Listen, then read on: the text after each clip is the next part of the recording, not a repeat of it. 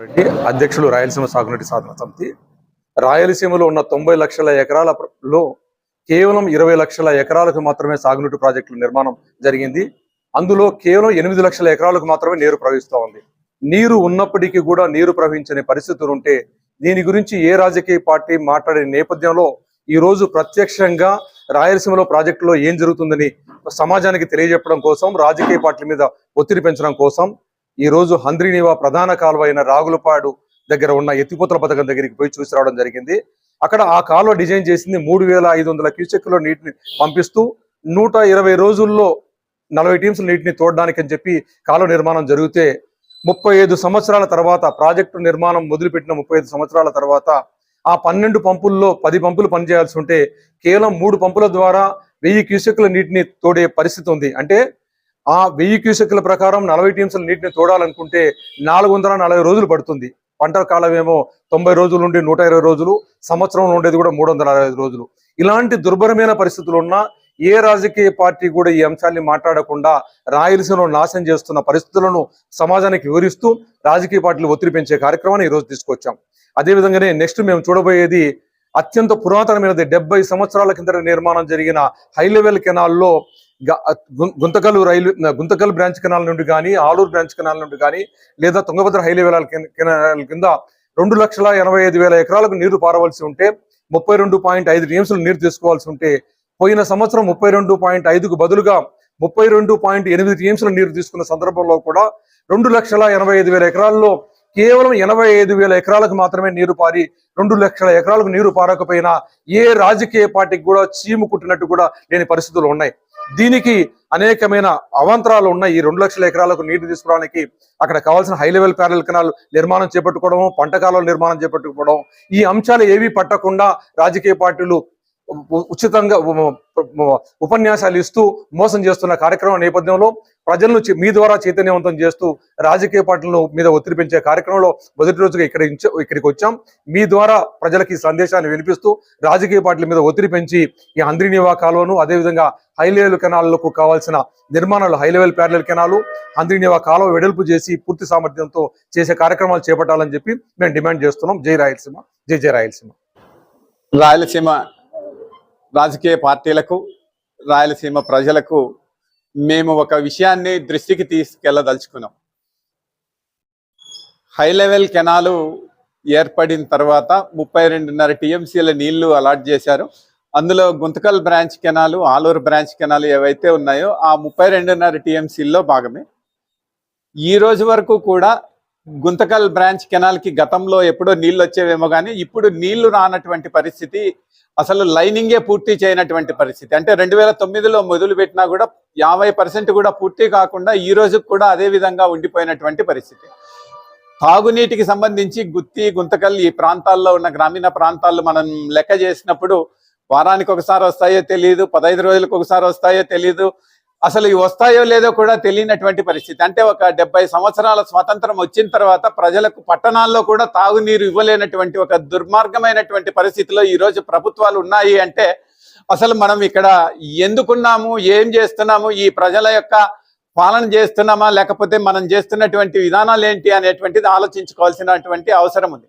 అందుకని చెప్పేసి మేము ఈరోజు డిమాండ్ చేస్తున్నది ఏంటంటే 1988లో మొదలు పెట్టినటువంటి హంద్రీనీవా ఏదైతే ఉందో దాన్ని వెంటనే 20,000 క్యూసెక్కుల సామర్థ్యంతో నిర్మాణం చేయడము, ఆ వచ్చినటువంటి నీటిని తగిన విధంగా నిలబెట్టుకోవడానికి కావాల్సినటువంటి రిజర్వాయర్లను నిర్మాణం చేసి ఈ వర్షాభావ పరిస్థితుల్లో ఆ నీటిని ఉపయోగించుకునేటువంటి పరిస్థితి ఉండాలి.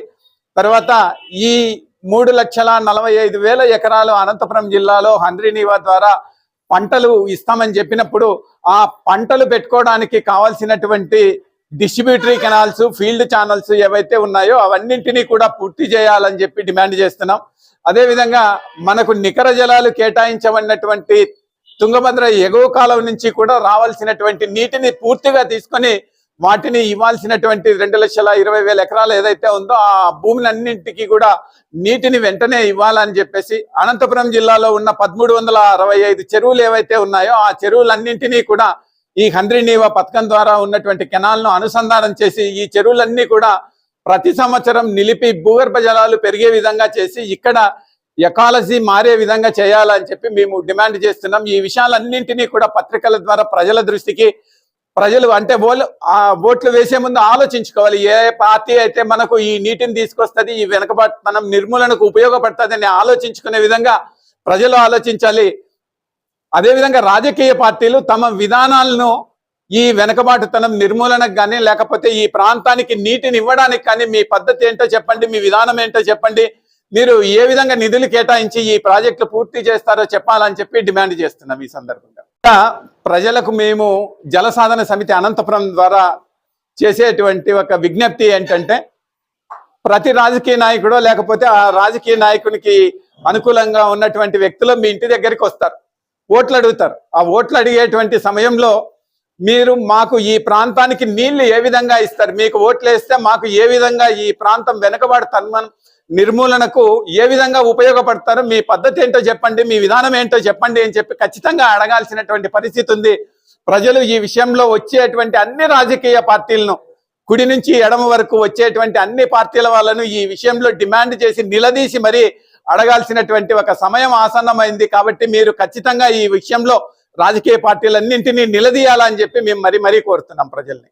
నా పేరు శ్రీనివాసులు, నేను ఓపీడీఆర్ రాష్ట్ర ఉపాధ్యక్షులు. ప్రధానంగా అనంతపురం జిల్లా తరతరాలుగా కరువుకు గురవుతున్నది. 33 లక్షల ఎకరాల వ్యవసాయ యోగ్యమైన భూమి ఉండగా కేవలం 3% మాత్రమే ఇక్కడ సాగునీరు అందుతున్నది. ప్రధానంగా హెచ్ఎల్సి కాలువ, రెండవది హంద్రినీవా. హెచ్ఎల్సి కాలువ ద్వారా 1,45,000, హంద్రినీవా కాలువ ద్వారా 3,45,000 ఎకరాలు, అంటే మొత్తం 5 లక్షల ఎకరాలకు నీరు పారాల్సి ఉండగా ఈరోజు కేవలం 70-80 ఎకరాలకు మాత్రమే నీరు వస్తున్నది. ఇప్పుడు ఏవైతే పెండింగు ఉన్నాయో హెచ్ఎల్సికి సంబంధించినటువంటి ఆధునీకరణ చేయాలి. అట్లాగే పిఏపిఆర్ ప్రాజెక్ట్ని 5 టీఎంసీలో ఏదైతే ఉన్నదో నిల్వ చేసుకునేటువంటి కెపాసిటీ దాన్ని 11 టీఎంసీలకి పెంచాలి. ఇక ప్రధానమైంది హంద్రినీవా ఈరోజు వస్తున్నటువంటి నీరు మన అనంతపురం జిల్లాలో మొత్తము 3,45,000 ఎకరాలకు నీళ్ళు ఇవ్వాల్సిన పరిస్థితిలో కేవలము 200 చెరువులు మాత్రమే నింపడం జరిగింది. కనుక ఈ కాలువను వెడల్పు చేసి 3,45,000 ఎకరాలు నీళ్ళు ఇవ్వడానికి పిల్ల కాలువల ద్వారా ఆయకట్టుకు నీరు ఇవ్వాలని డిమాండ్ చేస్తున్నాము. అట్లాగే సర్కారు ప్రాంతంలో 70-80% అక్కడ నీటిపారుదల సౌకర్యం ఉంది, మనకు కేవలం 3% ఉంది. అయితే బడ్జెట్లో అత్యధికంగా మొత్తం కోస్తా ప్రాంతానికి 85% బడ్జెట్లో నిధులు కేటాయిస్తున్నారు. మన రాయలసీమకు కేవలము 15% కేటాయిస్తున్నారు.